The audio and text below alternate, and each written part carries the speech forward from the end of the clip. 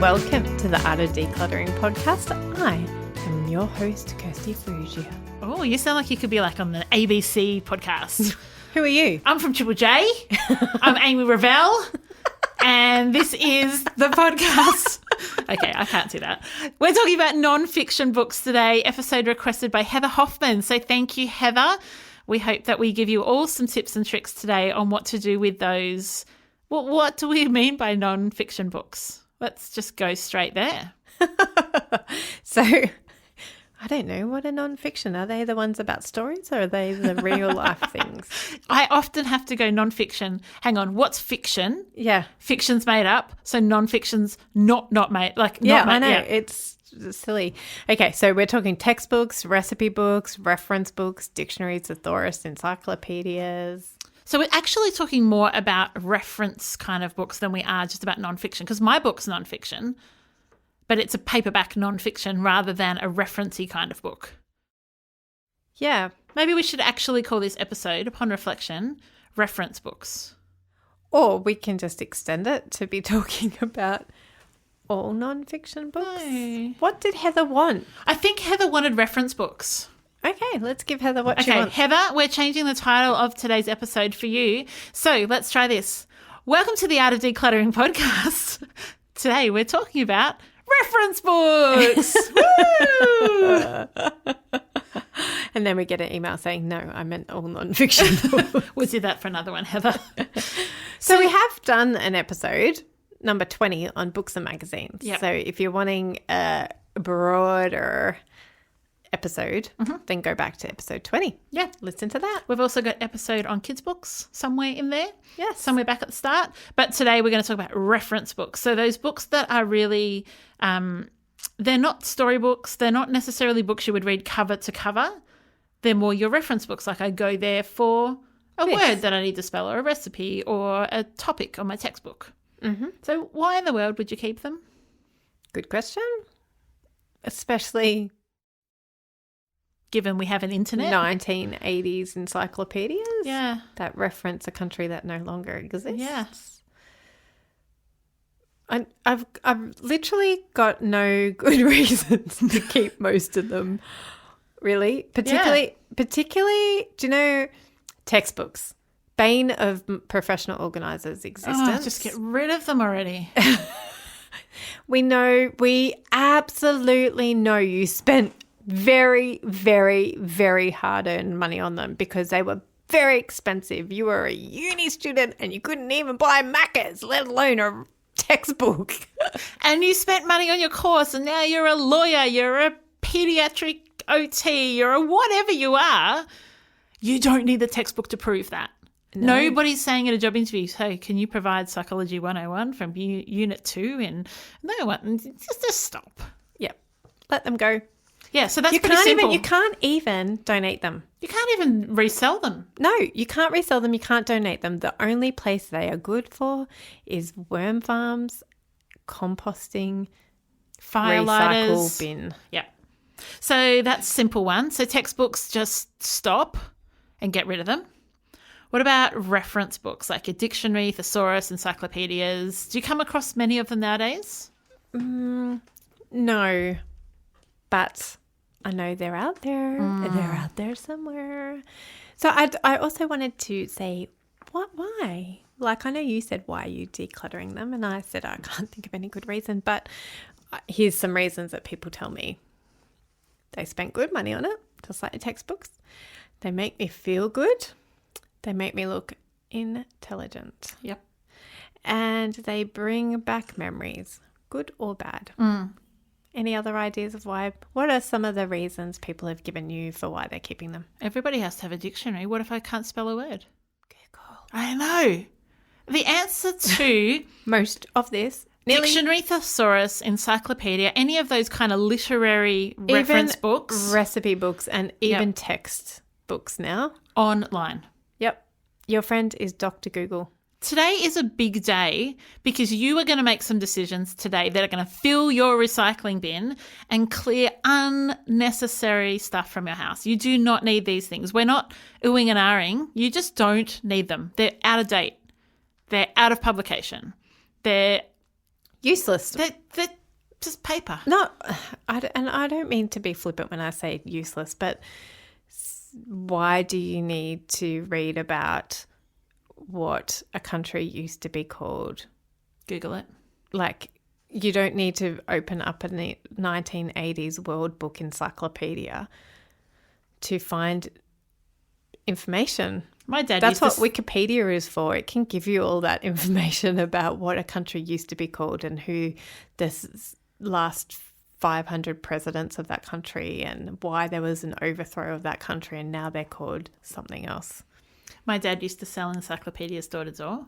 How the world has changed. Well, imagine John doing that. He would have raked it in. I'll have to ask him. Oh, my goodness. He is such a good salesman. He could sell snow to the Eskimos. He could. So there are heaps of good ways of storing information, and the internet does it for you. Yeah. Yay! Missed the internet. What about recipe books? So I don't have... Do I have one recipe book? I do. I have the Woman's Weekly Birthday recipe book because that's a family tradition.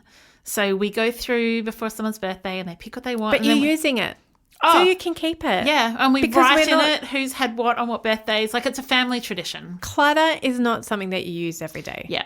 Or once a year, twice a year. 4 times a year. Like, I want a cake too. That's not clutter. No. That's not what we're talking about. But we are talking about the recipe book that you do go to 3 times a year, but you could just as easily get on your phone or iPad or print out. We are talking about that. You can take a photo of it and create your own recipe book. Correct. Or you can, so some ideas I had is take photos of those recipes or take photos or bookmark them. You know, I know a lot of the time now I probably have about maybe 5 to 10 recipe books still. And one of them is a family recipe book that my mum collated 20 years ago. Needs updating. You should see how much sugar is in those recipes. It's unreal. But what was my point? That recipe books, you can, if you go to those recipe books, like you said, take out those 3 pages. Yeah.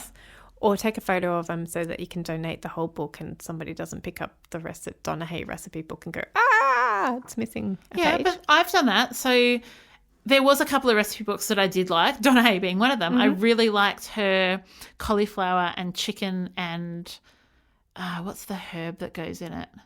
Sage. No, it's one that I hadn't ever used before. Tarragon. It's the tarragon.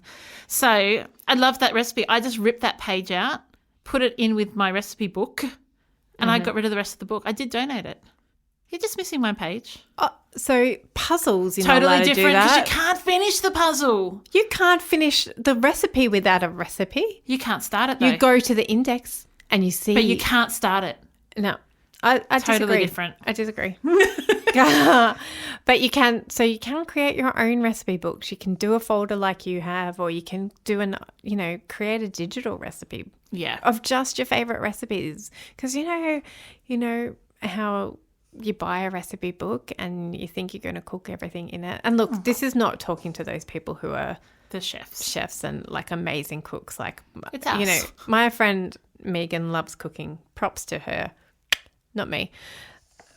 Not you. Not you were me. outsourced to HelloFresh. So and again, this comes back to if you're not using it, lose it. Yeah. If you're using it, keep it. It's cool. We want you to keep things. We are not here to tell everybody to get rid of everything. Well, we kind of are today. You are. We are in this episode. That's right, but on not generally. Books. But in general, the art of decluttering does not exist to make the world one fork, one book family. Thank goodness we are not. Do you know what really gets on my goat, though, is when people... A lot of things. So many things. When people have... Me donating a puzzle with a piece missing. You're lucky if I'm going to drive you to the airport this afternoon. Okay. That annoys me so much. Right. Is when people have boxes in the garage that have all the old reference books in them. And they're just keeping them in the garage, taking up space. But because they're in the garage, you're never going to go to them. Free up the space, people. Drive your car in there. Oh, my goodness. Like, lower please. your insurances. You'll feel so good. You'll be able to, seriously, if you have a car that's sitting out in the driveway, sitting on the road because your garage is so full, do you know how much money you can be saving on your insurances? Mm-hmm. Or that you can actually claim insurance, because you won't be able to claim your insurance when your car was parked outside for 365 days, even though you said it was parked in the garage. I'll get off my... It's an area for growth. So if you do have books up in the roof, in the garage, in the spare room, in bookshelves, filling up bookshelves, because the cute pictures in the old, like all your old theology books, that's another good one to go to. Is my husband studied theology at Bible college. We had a whole lot of Bible textbooks. They've all gone because the internet. You know how Amy is like larger than life on the podcast? Well, imagine having that in your home. It is phenomenal. She gets things done so quickly. She can come in and absolutely power boost any of your decluttering that you can do by yourself. You are going to do it 5 million times faster if you have Amy come alongside you to support, encourage, motivate, and keep you on track. So if you live in Melbourne or the greater Melbourne area, Amy is your girl. So if you're ready to have a little bit of my decluttering magic in your house, email us at hello@theartofdecluttering.com.au. Send us a message on Instagram or Facebook. Any way you can get in contact with us, get in contact, because I want to come and I want to help you get freedom that you've been dreaming of. All right, back to the show. The internet. A wonderful invention. Have you heard of it? I think I've used it once or twice, yeah? Yeah. Well, when I couldn't spell a word.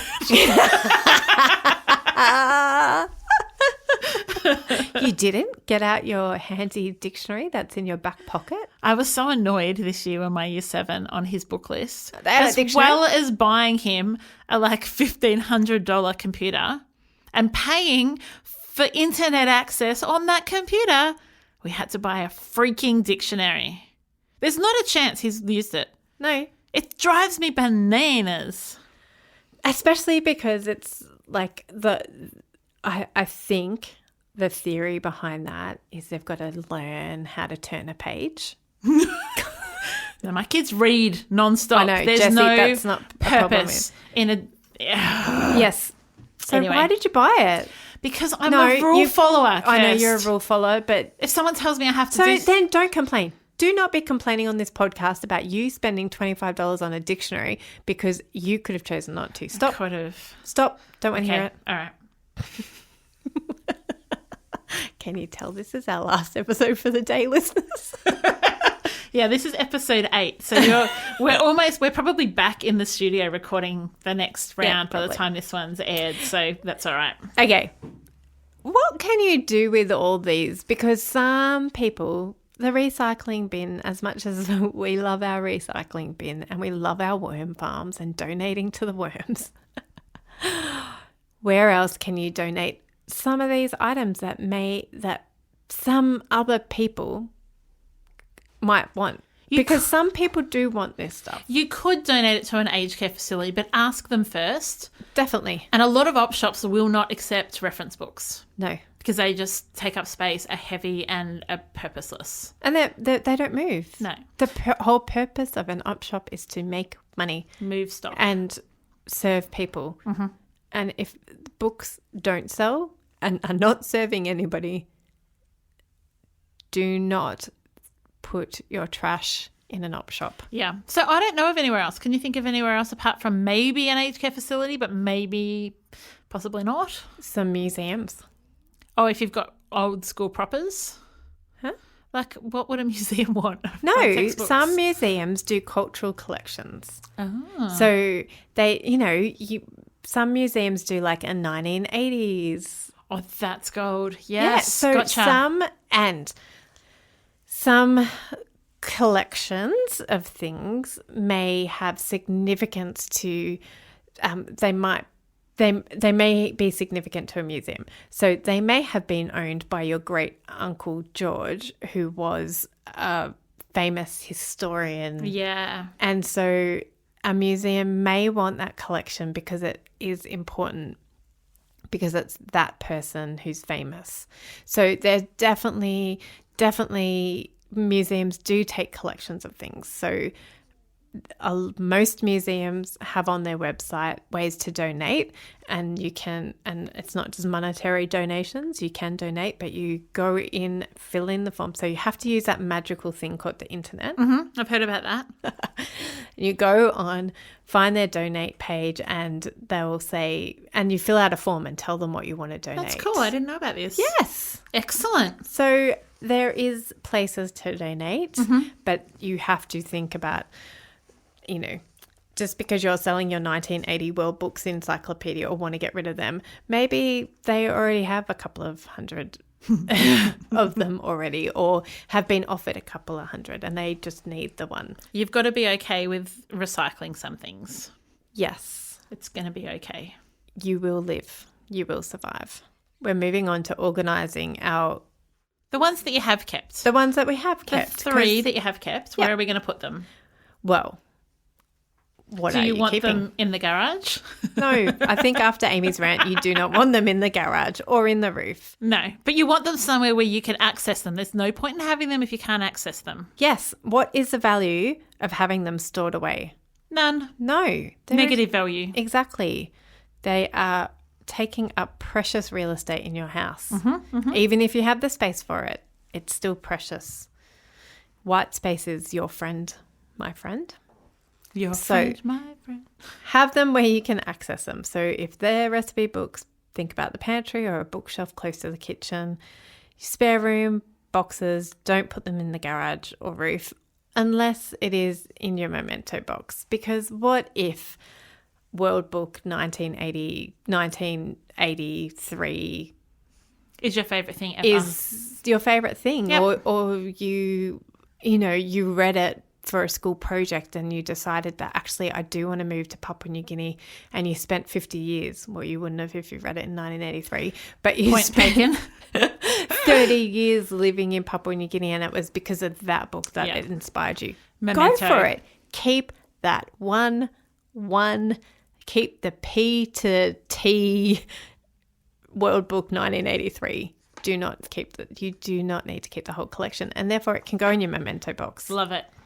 How's that? I love it. I think it's really simple. Be smart where you store it because you want to be able to access it. Yes. Get rid of the rest. Yes. It's a pretty simple episode, actually. Yep.